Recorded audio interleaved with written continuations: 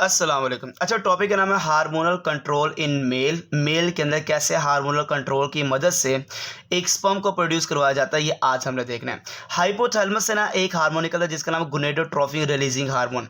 ये gonadotropin releasing hormone जाता है एंटीरियर पिट्यूटरी ग्लैंड के पास, और एंटीरियर पिट्यूटरी को कहता है दो हार्मोन रिलीज करो, एक है एफएसएच और एक है एलएच। एफएसएच जाता है सर्टोली सेल टेस्टिस के अंदर सर्टोली सेल के पास, और एफएसएच कहता है दो चीज़ें करो जो कि सर्टोली सेल करता है, एक इनहिबिन हार्मोन प्रोड्यूस करो, और सर्टोली सेल दूसरा काम करता है स्पर्मेटोजेनेसिस, स्पर्म्स की प्रोडक्शन में इन्वॉल्व होता है। इसी तरह एंटीरियर पिट्यूटरी ग्लैंड से दूसरा हार्मोन एलएच ल्यूटिनाइजिंग हार्मोन निकलता है जो जाता है लीडिंग सेल के पास और कहता है रिलीज करो एक हार्मोन जिसका नाम टेस्टोस्टेरोन है, और ये टेस्टोस्टेरोन किस में मदद देता है? स्पर्मेटोजेनेसिस में मदद देता है। दोनों ने स्पर्मेटोजेनेसिस में जैसे मदद देना स्टार्ट कर दी, यही टेस्टोस्टेरोन स्पर्मेटोजेनेसिस स्पर्म की प्रोडक्शन के बाद वापस जाता है और जाके एंटीरियर पिट्यूटरी ग्लैंड को कहता है कि एलएच रिलीज करना रोक दो, और फिर जाता है हाइपोथैलेमस के पास और कहता है गोनेडोट्रोपिन रिलीजिंग हार्मोन निकालना रोक दो, और ये कौन कर रहा है? टेस्टोस्टेरोन। इस प्रोसेस को कहते हैं नेगेटिव फीडबैक मैकेनिज्म।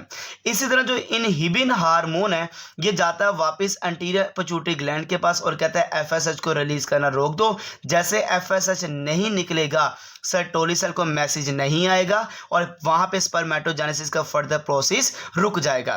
तो स्पर्मेटोजेनेसिस क्या होता है? स्पर्म्स की प्रोडक्शन है। चलिए देखते हैं जरा।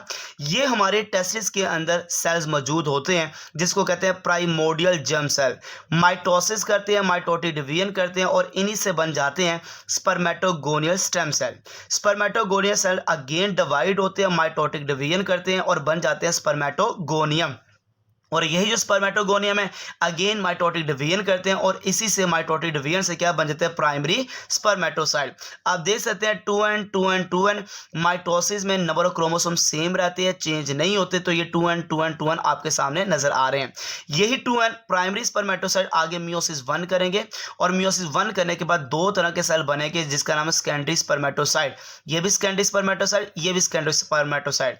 मियोसिस 1 के बाद क्या होती है? मियोसिस 2 होती है। इन दो से कितने बन जाएंगे? 4 सेल्स बन जाएंगे जो स्पर्मेटिड कहलाएंगे।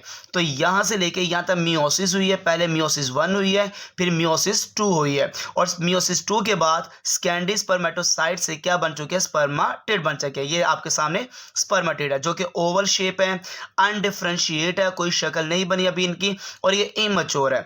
यही स्पर्मेटिड आगे जाके किस में चेंज हो जाएंगे बेटा? स्पर्म्स में चेंज हो जाएंगे, और जो स्पर्म्स है और इसको नाम दिया जाता है टेडपोल शेप होते हैं आपके सामने। टेडपोल टेल भी है और हेड भी है, डिफरेंशिएट है, और इवन की इवन ये मैच्योर होते हैं। तो स्पर्मेटिड से स्पर्म का बनना, स्पर्मेटिड से स्पर्म का बनना देखो स्पर्मियोजेनेसिस है। तो स्पर्मियोजेनेसिस मैंने आपको बताया, स्पर्मेटिड से किसका बनना?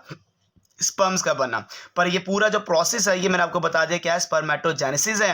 पर स्पर्मेटिड से स्पर्म का बना देखो स्पर्मियोजेनेसिस है। एक स्पर्म को बड़ा करके देखा जाए तो आपको स्पर्म का हेड नजर आता है जिसमें न्यूक्लियस होता है।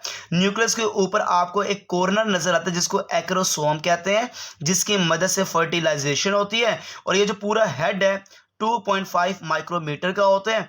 ये आपको हेड का साइटोप्लाज्म नजर आ रहा है, और ये इसके पीछे वाले पार्ट को कहते हैं मिड पीस, और मिड पीस में होता है माइटोकॉन्ड्रिया। और माइटोकॉन्ड्रिया जहां भी आपने पढ़ा इसका एक ही रोल होता है, एनर्जी देना ताकि स्पर्म एक्टिविटी कर सके।